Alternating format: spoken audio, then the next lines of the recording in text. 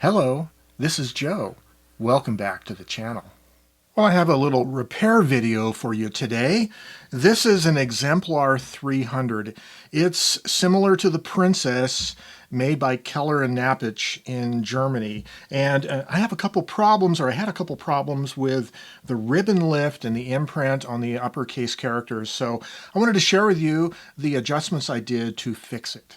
So this is a carriage shift machine, and I took it out to practice typing with it, and I noticed that the shifting was very heavy. You know, the weight of the carriage to shift it was very heavy, and I was getting these kind of problems where I wasn't pushing the shift key down all the way, so I was getting like a slightly elevated uppercase character. And here's a couple other examples. I started to type sentences where the first letter of each sentence was capitalized just to test the shifting, and I was getting this. You know, I wasn't pressing the shift key down all the way, so I thought it was too hard to shift. I needed to lighten it up. But also, on a lot of the characters that I was shifting properly, the tops of the characters were slightly cut off here. You can see that. So here on the B, it was shifted properly, but the top of the character is cut off, and the same with the N here. The top of the character is cut off, even when I'm shifting normally. So there are some springs, there's two of them for the carriage shifting. This is one of them right here. They're actually pulling the carriage down instead of supporting the weight of the carriage. So there is an adjustable nut that's threaded into the spring down here. There's a screw on the other side on the bottom. But what I want to do is lighten up this tension so that it's not pulling down quite as hard for both springs. So I was going to need to pull the chassis out in order to get to the springs. So I have to take off this screw right here and the corresponding screw on the other side of the space bar. When you do unscrew the screw, you have to hold the nut that's in the center of the bottom foot to keep it from rotating. And you'll have the foot and the center nut come out on the bottom. The center nut goes like that in the foot. And the same on the bolt on the right side of the space bar. There is the foot and the center nut. There are these two metal brackets that are by each foot. The pointed part of the bracket goes toward the back. And you might be able to see the footprint that that bracket makes. There's one on each side, so you want to remove both of them. Then you'll slide the typewriter forward. And you can see the back of the typewriter has a flange that engages underneath this bracket. Just pull it forward and then you can lift the typewriter off of the base. Okay, so this is the adjustment for that spring that I just pointed out to you. So it has a locking nut that's a 5.5 millimeters. You need a 5.5 millimeter wrench.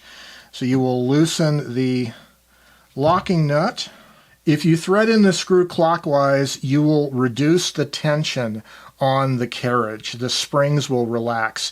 And if you turn it counterclockwise, you'll increase the tension. The springs will be more stretched. So again, these are springs that pull the carriage down when it's returning from the shifted position. So I've already made the adjustment. I originally did about almost 3 turns, maybe 2.5 turns on each screw. And it turned out to be a little bit too light of tension. The carriage, when it would return, was kind of bouncing because spring tension was a little too light.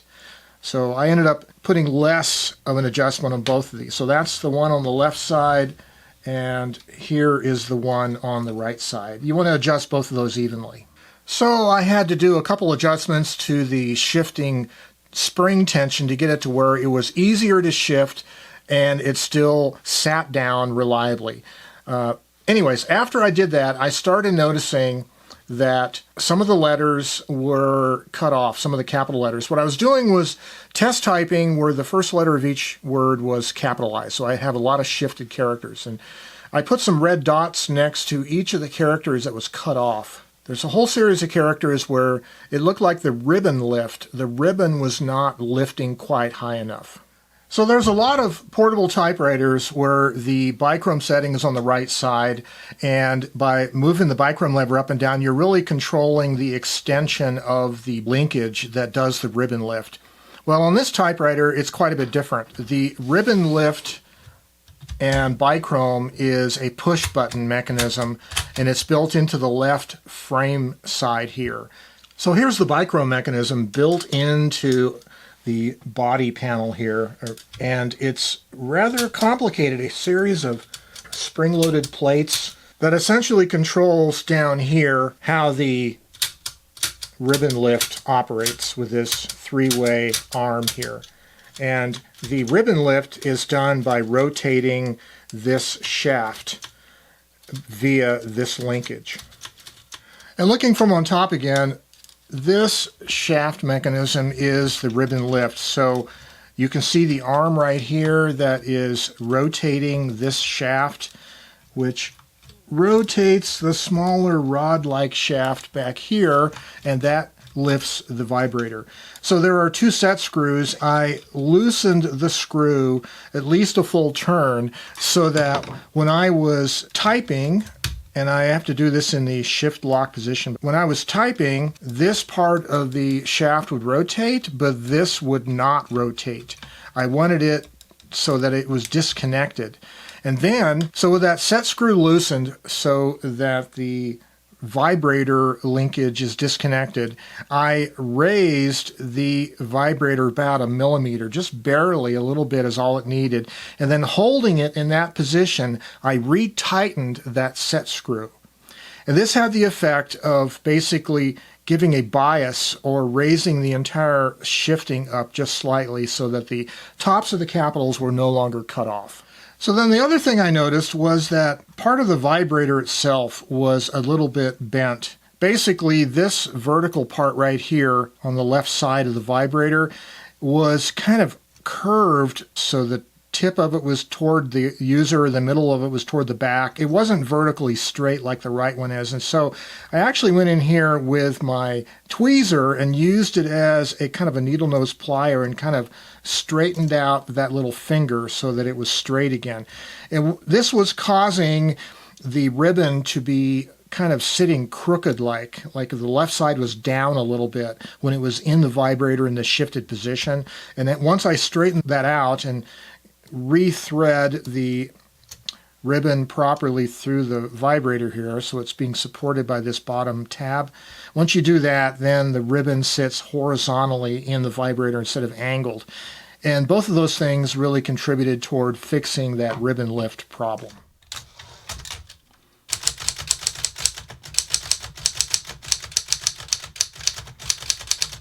And the net result now is that the Exemplar 300 types really nicely, the shifting is very nice, the characters are not cut off, and the feel of the shifting, the carriage shifting, is much easier. And so I'm very happy with it now. I'm glad I did these adjustments. So when you do this ribbon lift adjustment, you also want to make sure to check the descenders on the lowercase characters on the bottom of the ribbon, the red position, to make sure that you didn't lift it too high so that the descenders are being cut off on the bottom. So again, upper and lower part of the ribbon, both uppercase, lowercase, make sure they're all printing fine without being cut off. So yeah, these little portable typewriters that have carriage shifting are a little bit more finicky in their adjustments because, you know, you're raising the carriage up to shift, which kind of stretches the ribbon a little bit. And then if you're especially typing in the red position at the bottom of the ribbon, that stretches the ribbon even further like that at a weird angle. So it definitely puts a lot of stress on the performance of your vibrator and the whole ribbon feed system. But hopefully we have it tuned up now. Making the shifting just a little bit less hard helps me to type a little bit better. And of course, with carriage shift machines, if you aren't used to typing fast, like touch typing style, make sure you press the shift key all the way down before you type the capital letter. Otherwise, if it's not quite all the way up the carriage is, then it'll print the capital letter higher than you want it to.